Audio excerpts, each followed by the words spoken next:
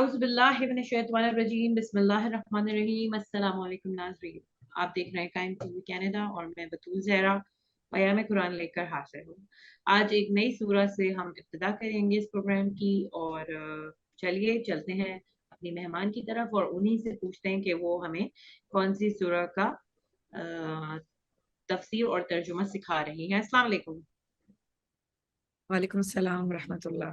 کیسی ہیں آپ سیما زیدی صاحبہ؟ الحمدللہ الحمدللہ۔ اچھا، آپ بتائیے آج ہم آپ سے کیا سیکھنے کو ہمیں ملے گا؟ اعوذ باللہ من الشیطان الرجیم، بسم اللہ الرحمن الرحیم، الحمدللہ رب العالمین، والصلاة والسلام علی محمد وآلہ الطیبین الطاہرین۔ خیر، آج ہم نے جس سورہ کو منتخب کیا ہے وہ بھی قرآن کی چھوٹی سوروں میں سے ایک سورہ ہے، اور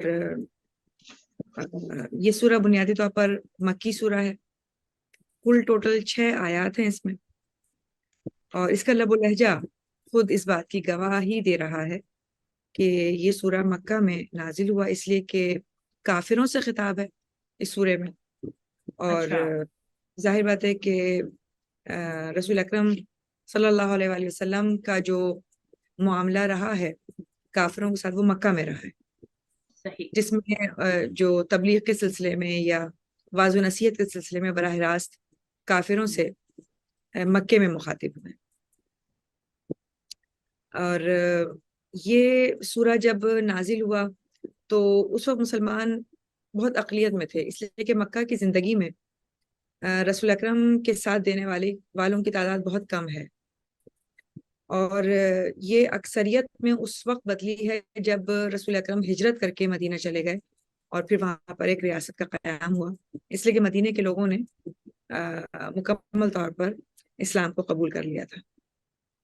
تو یہاں پر یہ سورہ جن لوگوں سے مخاطب ہے بظاہر تو وہ بہت زیادہ ہیں، اور مسلمانوں کی اقلیت ہے، یعنی مسلمان تعداد میں کم ہیں، یعنی رسول کے جنہیں آپ کہنا چاہیے حمایتی، رسول کا ساتھ دینے والے وہ کم ہیں۔ لیکن اس سورے کا لب و لہجہ اتنا واضح اور قاطع ہے کہ اس کے اندر جو بیان پروردگار عالم نے دیا ہے اور رسول نے کافرین کو پہنچایا وہ بہت دلیرانہ ہے، بہت شجاعانہ ہے، اور قاطعیت کے ساتھ، یعنی بالکل واضح الفاظ میں مشرکوں سے بیزاری اور کافروں سے بیزاری کا اعلان کیا ہے۔ اور یہ وہ سورہ ہے جس میں کچھ جملوں کو ریپیٹ بھی کیا گیا، جیسے مثال کے طور پر آیت نمبر 2 اور آیت نمبر 4 کے معنی کیسے ہیں، اور آیت نمبر 3 اور 5 ان دونوں کے معنی ایک جیسے۔ اور صرف یہ اسی سورے کی ہی مطلب شناخت نہیں ہے، بہت ساری جگہ پر قرآن کریم میں پروردگار عالم نے کئی باتوں کو ریپیٹ بھی کیا ہے، تو یہ تکرار معنی خیز ہے، ابس نہیں ہے، یعنی فضول نہیں ہے۔ اچھا، جہاں تک اس کی فضیلت کے بارے میں بتائیں تو کئی روایات ہیں، اور تفسیر نمونہ میں ان روایات کو نقل کیا گیا ہے۔ ایک حدیث میں پیغمبر اکرم صلی اللہ علیہ وآلہ وسلم سے منقول ہے کہ آپ نے فرمایا کہ جو شخص سورہ قل یا ایھا الکافرون کو پڑھے گا تو ایسا ہے کہ جیسے اس نے چوتھائی قرآن پڑھا ہو، سبحان اللہ، اور سرکش شیاطین اس سے دور رہیں گے، اور وہ شرک سے پاک ہو جائے گا، اور روز قیامت کی گھبراہٹ سے امان میں ہوگا۔ دیکھیں، فضیلتیں جب ہم پڑھ رہے ہوتے ہیں، سن رہے ہوتے ہیں، تو واقعی بعض اوقات یقین نہیں آ رہا ہوتا کہ بظاہر یہ 2-4 جملے، بظاہر کل ٹوٹل 6 آیات پر مبنی یہ سورہ ہے، تو اگر ہم کہیں کہاوتاً بات کریں تو سمپل 2-4 جملے ہیں، لیکن پورا 25% یعنی چوتھائی قرآن کو پڑھنے کا ثواب حاصل ہوگا اس سورہ کے پڑھنے سے، اور جو اس کے معانی ہے اس معانی کے حساب سے پروردگار عالم اس شخص کو، اس قاری کو یہ فضیلت بھی عطا کرے گا کہ شیاطین اور سرکش یعنی سرکش شیاطین اس سے دور رہیں گے۔ ہمیں صحیح۔ عام طور پہ یہ کہا رہتا ہے نا کہ ہمیں تو شیطان وغلا دیتا ہے، ہم، ہم تو خود سے کچھ نہیں کرتے بلکہ شیطان کی وجہ سے کر جاتے ہیں۔ بالکل۔ تو ایک آپشن تو یہاں پر پروردگار عالم نے ختم کر دیا کہ اس سورہ کو پڑھنے والا شیاطین سے دور رہے گا۔ ہم، اور دوسری چیز یہ کہ جس ٹاپک پر، جس عنوان پر اس سورہ میں بحث ہوئی ہے وہ ہے شرک، تو شرک سے وہ پاک ہو جائے گا۔ اور شرک کے بارے میں کہا جاتا ہے کہ شرک سب سے بڑا گناہ عظیم ہے۔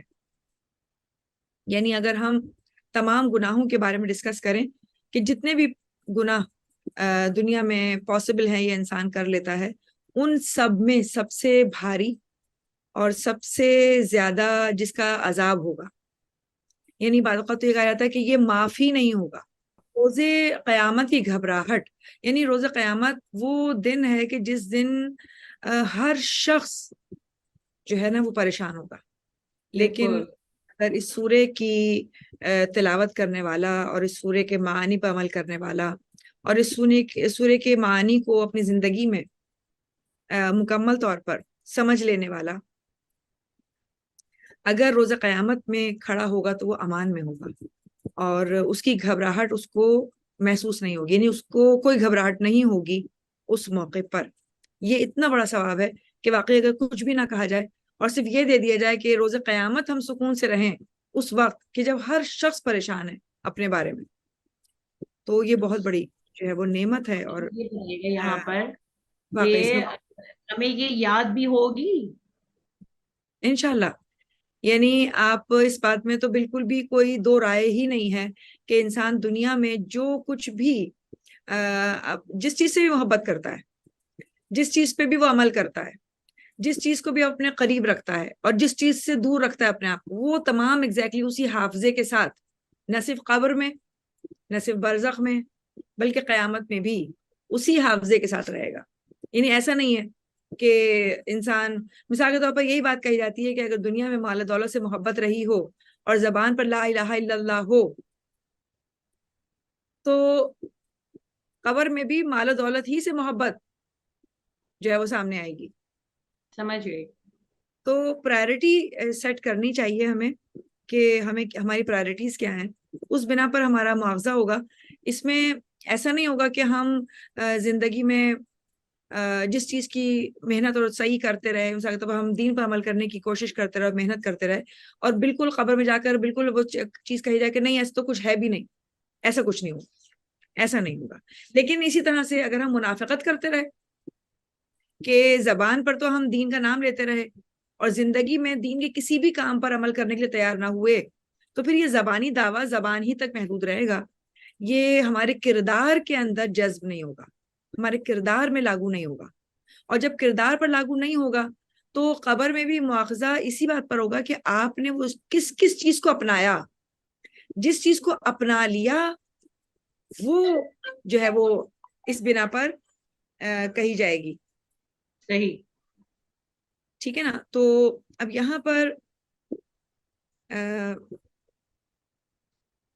دیکھیں، اب جیسے مثال کے طور پر میں نے یہ کہا گیا کہ روز قیامت میں انسان جی۔ اس گھبراہٹ سے امان میں ہوگا، تو یہ کس بنا پر ہو سکتا ہے کہ جب اس سورے کے معانی کو، یعنی شرک سے دور رہنے کو، شرک سے بیزار ہو جانے کو، بالکل۔ خدائے واحد کو، خدائے یکتا کے مان لینے پر اور اس کے ہر حکم کو بجا لانے کی کوشش کرنا، یہی وہ چیز ہے جو دراصل قیامت میں نجات کا باعث بنے گی۔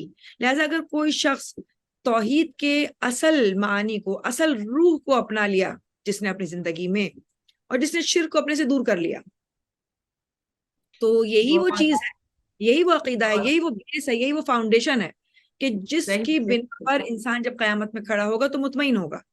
واہ واہ واہ، کتنا خدا کے خوبصورتی علاوہ سے آپ نے کیا۔ میں نے بالکل۔ خدا کے علاوہ کسی کو دیکھا ہی نہیں، میں نے خدا کے علاوہ کسی کو اتنا اہمیت جانی ہی نہیں جتنا میں خدا کو سمجھتا ہوں، جتنا میں نے خدا جو یعنی جتنا میرے نزدیک خدا ہے۔ اس بنا پر چونکہ یہ چیز اگر انسان کی زندگی میں محور رہی تو انشاءاللہ اس کا نجات جو ہے وہ آسان ہے. اچھا، اسی طرح سے مثال کے طور پر ہم چونکہ مستحبات کرنے کے عادی ہیں، ہم واجبات کو وہ اہمیت نہیں دے پاتے جتنا ہم مستحبات پہ کر رہے ہوتے ہیں، حالانکہ واجبات کی کا اجر اور ان کا ثواب مستحبات سے کہیں زیادہ ہے، کہیں زیادہ ہے. اچھا، اسی طرح سے ایک اور حدیث میں پیغمبر اکرم سے جب پوچھا گیا، ایک شخص نے پوچھا، آپ کی خدمت میں آیا اور اس نے عرض کی کہ میں اس لیے آیا ہوں کہ آپ مجھے کوئی ایسی چیز تعلیم کر دیں کہ جب میں سوتے وقت اس چیز کی تلاوت کرا کروں یا پڑھا کروں. آپ نے فرمایا کہ جب تو اپنے بستر پر جائے تو اس سورے کی، سورۃ الکافرون کی تلاوت کیا کر، اس کو پڑھا کر، اور پھر اس کے بعد سو جا، کیونکہ یہ شرک سے بیزاری ہے. اور اسی طرح سے ایک اور روایت میں پیغمبر اکرم نے کہا کہ کیا تو اس بات کو دوست رکھتا ہے کہ جب تو سفر پہ جائے تو زاد راہ اور توشے کے طور پر اپنے ساتھیوں میں سب سے بہتر ہو. یعنی جب انسان سفر پہ نکلتا ہے نا تو اس کے ساتھ کچھ چیزیں ایسی ہوتی ہیں جو اس کو راستے میں آسانی دیتی ہیں، سکون دیتی ہیں، جس کی وجہ سے اس کا راستہ آسان ہو جاتا ہے، چاہے وہ کھانے کی صورت میں ہو، چاہے وہ کسی ایسی چیز کی صورت میں ہو جو اس کو راستے میں آرام دے دے. تو بالکل رسول اکرم نے اس سورے کو زاد راہ کے طور پر پیش کیا ہے کہ یہ وہ سورہ ہے کہ جو تیرے ساتھ زاد راہ کے طور پر، توشے کے طور پر رہے گا. اور اگر تو اس سورے کی تلاوت سفر کے دوران زاد راہ کے طور پر کرے تو یقیناً اپنے تمام ہمراہیوں سے بہتر ہے، کہ جن کے پاس جو بھی زاد راہ ہو وہ تیرے پاس ہونے والے زاد راہ سے بہتر نہیں ہوگا. یعنی ہم یہ سمجھتے ہیں کہ مادی چیزیں انسان کے سفر میں اس کو آسانی عطا کریں گی، جبکہ یہاں پر پیغمبر اکرم نے ایک نیا انداز دیا کہ زاد راہ کے طور پر جو آپ کو روحانی طور پر، آپ کے دنیاوی کے علاوہ آپ کی اخروی ضرورت کے طور پر جو چیز آپ کے ساتھ رہے سفر میں، وہ یقیناً یہ سورہ بھی ہے. اور آپ اس سورہ کی تلاوت کرتے رہیں تو سمجھ لیجئے کہ یہ بھی آپ کے لیے ایک زاد راہ ہے. دیکھیے، زندگی خود بھی ایک سفر کا نام ہے، زندگی خود بھی ایک سفر ہے. جو انسان اس دنیا میں گزار رہا ہے بظاہر ایسا ہی ہے جیسے وہ کسی سفر میں ہے اور اس کا انجام خدا سے ملاقات ہے. صحیح. تو اس زندگی کو بھی اگر سفر کے طور پر لیا جائے تو رات کو سوتے وقت اگر سورہ کی تلاوت کی جائے اور یہ سمجھا جائے کہ یہ میرا زاد راہ ہے، اگر میں اس دوران مر گیا، اس لیے کہ نیند بھی ایک عارضی موت ہوتی ہے، اگر آپ صبح میں اٹھ جائیں اور آپ کی آنکھ کھل جائے اور آپ کو زندہ پائیں اپنے آپ کو، تو سمجھ لیجئے کہ آپ کو موت سے نجات حاصل ہوئی، آپ کو دوبارہ سے زندگی عطا ہوئی ہے. تو اس طریقے کی احادیث جو ہیں وہ موجود ہیں اس سورے کے حوالے سے، اور واقعی یہ بہت بڑا انعام ہے مومنین کے لیے کہ یہ سورہ انسان کے لیے بالکل ایسے ہی ہے جیسے اس کا ہم سفر. سمجھ گئی. اچھا، اب یہاں پر کچھ بات شان نزول کے حساب سے کر لی جائے. صحیح. روایات میں آیا ہے کہ یہ سورہ جس وقت نازل ہوا وہ کیا کیفیت تھی، وجہ کیا بنی جس کی وجہ سے اس سورت کے نازل ہونے کا سبب ہوا. صحیح. تو اس میں یہ کہا جاتا ہے کہ اہل مکہ جو کہ کافر تھے، اور ان میں سے بھی ایک خاص گروہ جن میں نامی گرامی لوگ ولید بن مغیرہ، عاص بن وائل، حارث بن قیس، امیہ بن خلف، یہ وہ لوگ ہیں جو کفار میں نامی گرامی لوگ ہیں جنہوں نے اسلام قبول نہیں کیا، مر گئے لیکن اسلام کو قبول نہیں کیا. تو جنرلی روایات ہی کہتی ہیں کہ تمام اہل قریش کی طرف سے، لیکن کچھ روایت ہی کہتی ہیں کہ نہیں، ایک خاص گروہ کی جانب سے جو کفار کا گروہ تھا اور جن کا میں نے نام لیا، یہ لوگ اس میں شامل ہیں اس گروہ کے اندر. انہوں نے یہ آپشن دیا رسول خدا کو کہ چونکہ رسول خدا نے جب دین کی تبلیغ شروع کی تو تبلیغ کس سے شروع کی؟ لا الہ، کوئی بھی معبود نہیں ہے الا اللہ، سوائے اللہ کے. تو ایک طریقے سے کفار کی تو فاؤنڈیشن کو بریک کیا ہے، سمجھ گئی. ان کی بنیادوں کو توڑا ہے. تو انہوں نے اچھا چونکہ وہ مسلسل تبلیغ کر رہے تھے اور ان کے جو دلائل تھے، ان کا جو اخلاق تھا، ان کی جو زندگی تھی جو مکے میں انہوں نے گزاری، اس پر کوئی بھی اعتراض نہیں لگا سکا، آپشن نہیں لگا سکا، آبجیکشن نہیں کر سکا. تو اس طرح سے یہ جو جن کے میں نے نام لیے یہ سرداران قریش ہیں، اور ان کی زندگی میں جس طرح سے انہوں نے اپنے غلاموں اور کنیزوں کے ساتھ برتاؤ رکھا تھا وہ انتہائی تحقیر آمیز اور انتہائی ذلت آمیز رویہ. تو معاشرے میں بہت سارے لوگ ان کے ظلم کا شکار تھے، اور شروع میں رسول خدا نے جب اپنے تبلیغات کا آغاز کیا تو اس میں بہت سارے ایسے لوگ جو معاشرے کے ستائے ہوئے تھے وہ ان کی طرف راغب ہوئے، اور ان کے لیے ممکن نہیں ہو رہا تھا کہ ان کی تبلیغ کو روک پائیں اہل کفار کے لیے. تو انہوں نے ایک یوں سمجھے کہ کیا کہنا چاہیے، ایک آپشن پیش کیا انہوں نے کہ اے محمد صلی اللہ علیہ وآلہ وسلم، آؤ تم ہمارے دین کی پیروی کرو، ہم بھی تمہارے دین کی پیروی کر لیں گے.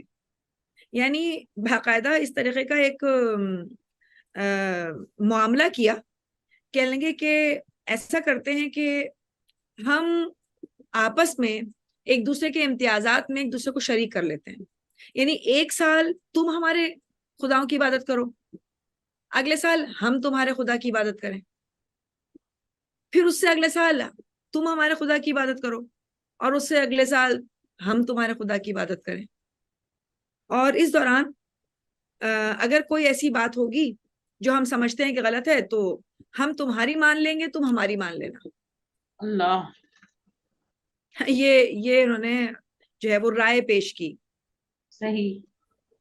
جس کو یوں سمجھ لیجئے مصلحت انگیزی کہہ لیں آپ اس کو، یا رواداری کہہ لیں آپ اس کو، جو انہوں نے سمجھ لیا تھا. اصل میں وہ یہ سمجھ رہے تھے کہ ہمارے لیے تو مشکل نہیں ہے، ہم اتنے سارے خداؤں کو مانتے ہیں تو ایک یہ بھی صحیح،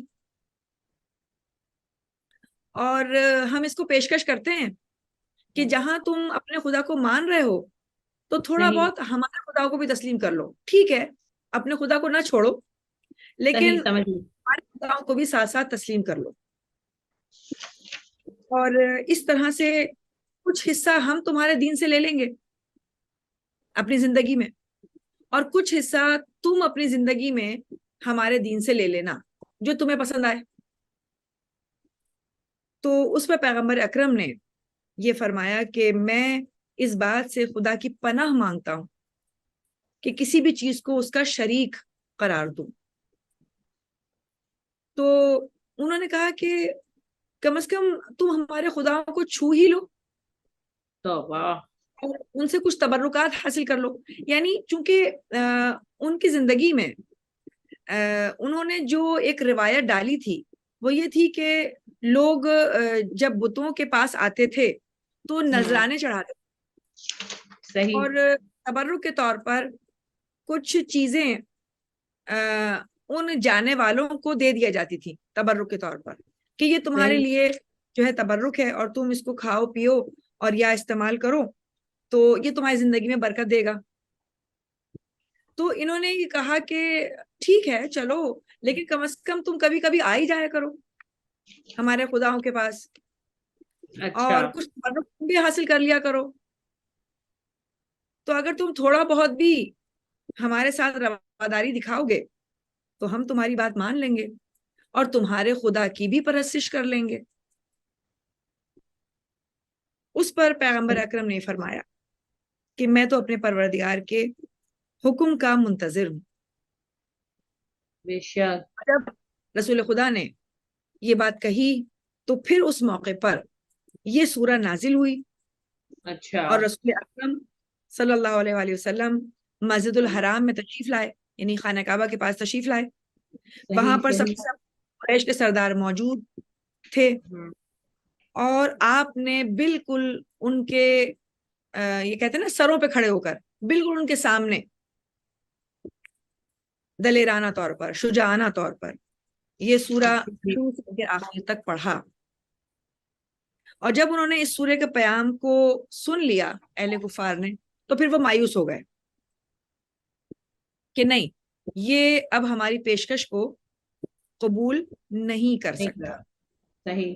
اور جب وہ مکمل طور پر اس بات سے مایوس ہو گئے کہ کسی بھی صورت ہمارے خداؤں کو تسلیم نہیں کرے گا تو پھر اس کے بعد انہوں نے اپنی حکمت عملی کو بدلا اور ایک اذیت اور آزار پہنچانے کے لیے اپنے آپ کو تیار کیا تاکہ مسلسل جب تک وہ مکہ میں رہے رسول اکرم کو مسلسل جو ہے وہ ایذا پہنچاتے رہے اور ان کو پریشان کرتے رہے. اچھا اب یہاں پر جو پیشکش کی گئی کفار کی جانب سے تو آپ دیکھیں اس کے اندر اس سورہ کے اندر جواب بالکل اسی طرح پروردگار عالم نے دیا. اب ہم اگر اس سورہ کی تلاوت کے طور پر آئیں تو اس میں جو کہا گیا بسم اللہ الرحمن الرحیم قل یا ایھا الکافرون کہہ دو. جی یہ جو قل ہے یہ میں نے اس سے پہلے بھی تذکرہ کیا تھا کہ جی یہ کہہ دو. رسول کی امانت داری ہے کہ جب جبرائیل علیہ السلام ان کے پاس وحی لے کر آئے بالکل. کہ اے پیغمبر آپ کہہ دیجئے ہوں اور اس کے بعد جو بھی پیغام ہے قل کے بعد کا وہ پیغام کا کہا ہے کہ بھئی یہ پیغام آپ سنا دیجئے. لیکن پیغمبر اکرم نے اس لفظ قل کو بھی جی قرآن کریم میں محفوظ کیا اور اسی قل کے ساتھ تلاوت کی. صحیح. صرف اس سورہ کے اندر بلکہ کئی اور سوروں میں بھی قل موجود ہے. اور اس کے بعد کہا کہ کہہ دیجئے اے کافر لوگوں لا اعبد ما تعبدون میں عبادت نہیں کرتا ہوں یا میں عبادت کرنے والا نہیں ہوں ان کی جن کی تم عبادت کرتے ہو. اور پھر یہ دوسرا جملہ نمبر 4 آیت میں ریپیٹ ہوا ولا انا عابد ما عبدتم. یعنی یہ جملہ معنی کے حساب سے سیم ہے چونکہ تھوڑی سی میں اگر آپ کو وضاحت دوں کہ اس میں اعبدو اس میں فاعل کام کرنے والا یعنی میں عبادت کرنے والا ہوں. اعبد میں عبادت کرنے والا ہوں. اور اسی طرح سے 4 میں انا عابدم یعنی اس میں فاعل کے طور پر یوز ہوا. دیکھیں فعل مضارع عربی میں پریزنٹ ٹینس اور فیوچر ٹینس کو ڈینوٹ کرتا ہے. یعنی ایک ہی فعل ہے لیکن بیک وقت وہ فعل حال کو بھی بیان کرتا ہے اور فعل مستقبل کو بھی بیان کرتا ہے. یہ ہمیں قرینے سے پتہ چلتا ہے کہ مضمون میں اس وقت حال کی مناسبت چل رہی ہے یا مستقبل کی مناسبت چل رہی ہے. میرا کہنے کا مقصد صرف یہاں پر یہ ہے آپ کو بتانے کا کہ یہاں پر چونکہ دوسرے اور چوتھی آیت میں معانی کے حساب سے سیم بیان ہے لہٰذا علماء یہ کہتے ہیں کہ ہو سکتا ہے چونکہ یہ فعل مضارع میں بیان ہوا اور فعل مضارع 2 زمانوں کو مینشن کرتا ہے پریزنٹ ٹینس کو اور فیوچر ٹینس کو. لہٰذا ہو سکتا ہے کہ دوسری آیت میں یہ حال کا بیان کر رہا ہو اور چوتھی آیت میں یہ مستقبل کا بیان کر رہا ہو. یعنی اگر دوسری آیت میں یہ کہا گیا کہ کہہ دیجئے اے کافرو میں ان خداؤں کی عبادت نہیں کرتا جن کی تم عبادت کرتے ہو. صحیح. یہ آیت میں جب دوبارہ یہی بیان ہوا تو اب اس کو مستقبل کے حساب سے بیان کیا جائے کہ میں ان کی عبادت نہیں کروں گا جن کی تم عبادت کرتے ہو. جن کی تم عبادت کرتے ہو. یعنی ایسا نہیں ہے کہ فی الحال میں اس وقت اس جارحانہ انداز میں تم سے بات کر رہا ہوں تو ہو سکتا ہے مستقبل میں تم مجھے قانع کر لو مستقبل میں تمہارے ساتھ کنونسڈ ہو جاؤں. نہیں نہ میں حال میں تمہارے ساتھ شریک ہوں اور نہ ہی کبھی آئندہ مستقبل میں تمہاری اس پیشکش کو قبول کروں گا۔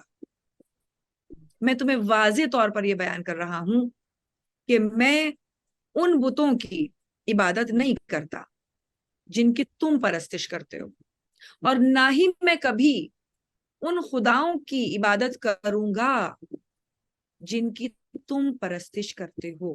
ناظرین، اسی کے ساتھ ہی اپنا پروگرام پیام قرآن ختم کرتے ہیں، یہاں پر اس ایپیسوڈ کو اینڈ کرتے ہیں، جس میں ہم نے سورہ کافرون کی فضیلت، تمہیدی گفتگو، شان نزول سنا اور دوسری اور پانچویں آیت کا مفہوم جانا۔ انشاءاللہ اگلے پروگرام میں ہم اس کو مزید آگے جانتے ہیں۔ تب تک کے لیے بتول زہرا کو قائم ٹی وی کینیڈا سے اجازت دیجیے۔ اپنا خیال رکھیے اور دیکھتے رہیے قائم ٹی وی کینیڈا۔